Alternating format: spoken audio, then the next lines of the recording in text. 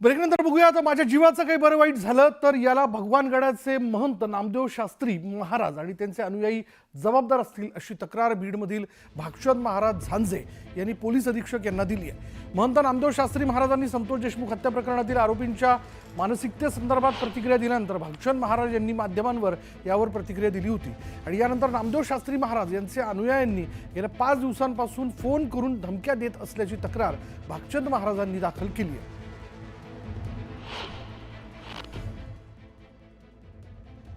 महाराष्ट्रभरातून महंत नामदेव महाराज शास्त्री यांचे अनुयायांचे फोन यायला लागले की तुम्ही शास्त्रींच्या विरोधात बोलतात, तुमची तेवढी लायकी आहे का, तुमची कुवत आहे का, तुम्हाला बघतोत मारतोत अशा प्रचंड जीवे मारण्याच्या धमक्या दिल्या। मग ज्या अनोन नंबरवरून मला फोन आले, मला प्रचंड मानसिक त्रास झाला।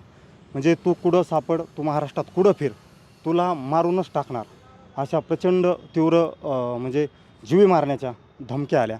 मी आज अशी रीतसर तक्रार दाखल केली।